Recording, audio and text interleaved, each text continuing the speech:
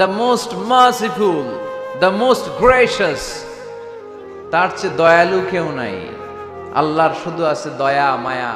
ওয়াসিআত রাহমাতি কুল্লা শাই, আল্লাহ বলে আমার রহমত সব জায়গায় আছে। আছে না নাই? আজকে এখানে আসতে পারছি কার রহমতে?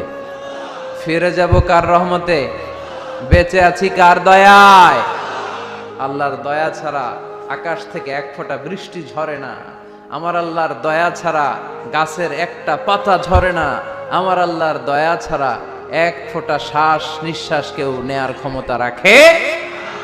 এজন্য আল্লাহ বললেন আমি দয়ালু, আমি দয়ার সাগর, আমি মায়ার সাগর, আমার চাইতে বেশি দয়ালু কেউ হতে পারে না। আরশের মধ্যে আল্লাহ লিখে রেখেছেন সাবাকাত রাহমাতি গাদাবি, আমার রাগ আছে আবার আমার দয়াও আছে, কিন্তু আমি আল্লাহর রাগের চেয়ে দয়া বেশি। আমার আল্লাহর রাগ আছে না নাই? দয়া আছে না নাই?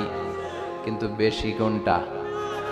জোরে কোন, আরো জোরে। আমার আল্লাহর দয়া বেশি, অনেক দয়া, এত মায়া। আমি আমারে কত ভালোবাসি, তার চেয়ে আমারে বেশি ভালোবাসে কে? আমার আব্বা আম্মা আমাকে কত ভালোবাসে, তার চেয়ে আমাদেরকে বেশি ভালোবাসে কে?